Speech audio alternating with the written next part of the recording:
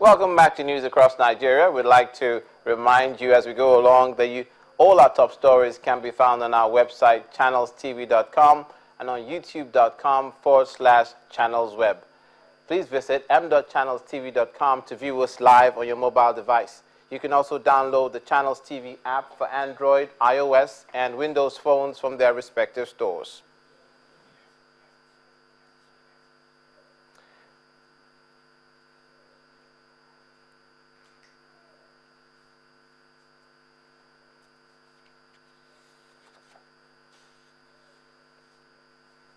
From there, we will just move to the south part of the country. In Cross River State, about 1,000 rural dwellers in Anantiga, Calabar, South Local Government area of Cross River, have benefited from different free health services in their community. The gesture, according to the National President, Association of National Sea Dogs, Mr. Ifanyon Noche, is part of the association's social responsibility of reaching out to the less privileged in society.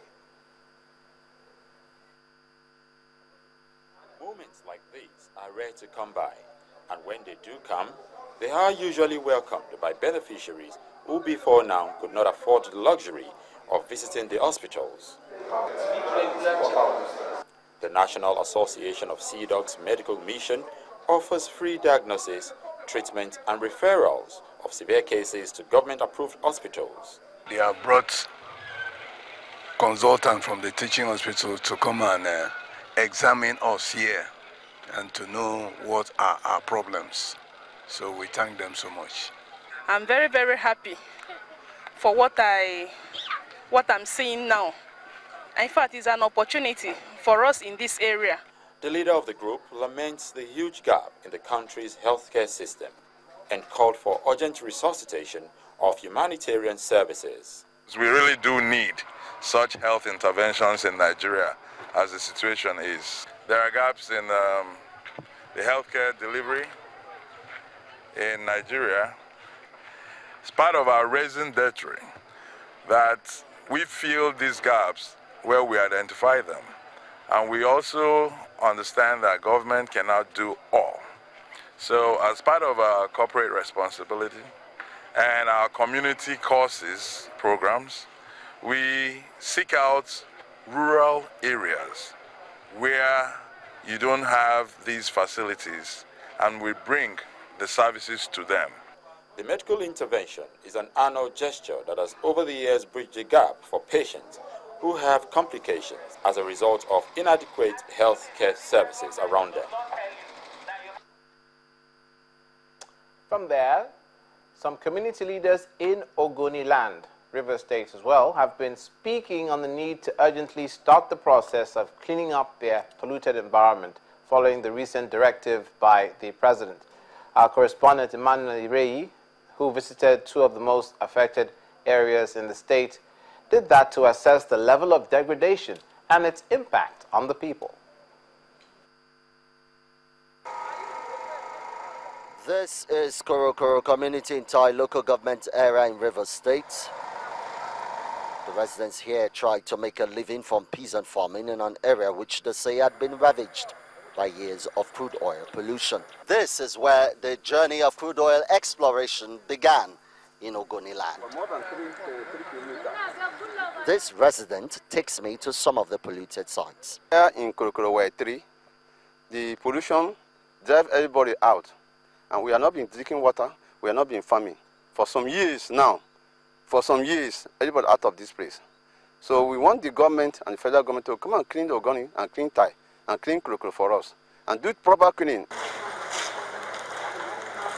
The president of the Supreme Council of Traditional Rulers of Ogoni tells us that the presidential order for the cleanup of Ogoni land is a dream come true. First of all, I want to thank God for that.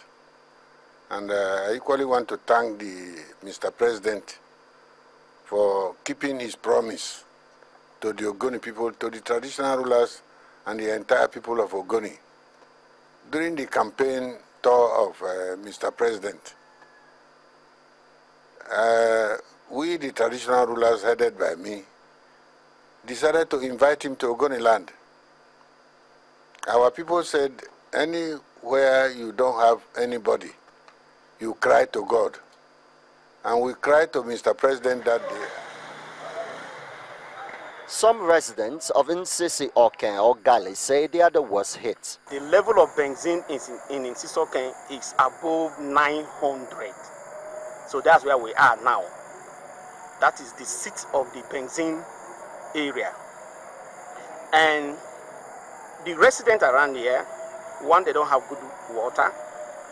We've been living with this before UNEP came in to conduct their report. And now the level of impotency in Ogali is very, very high. Death rate is also high. But my advice to Mr. President. The leader of the community, however, cautions that the process should not be hijacked by desperate politicians. I thank Mr. President for approving the plan as it is in the books. But Mr. President needs to be very, very careful on looking at the Ogoni men and women who will be involved in the actual implementation, so that these lofty ideas and bold step of his will not be sabotaged. But how feasible would the cleanup exercise be? If you look at the area of the land contamination, cleaning up those land will make the land come back for agricultural use, which agriculture provides greater amount of employment in terms of labor intensiveness. So that will also provide employment generation in Ogoni. Apart from that, those land will now be able to provide output, and that will contribute greatly to the economic growth of the country. As the UNEP report is implemented for the restoration of Ogoni land, some say the exercise should be elevated above political and sectional interests for it to achieve the desired results. Emmanuel Ire, Channels Television News. You're watching news across Nigeria, where we give you news on all the states of the Federation, and that particular one from the South-South. The next one, which affects different students in different states, the ones who sat for the May 2015 examination of the West African Examination Council have had some of their results withheld. We'll tell you why when we return. Stay with us.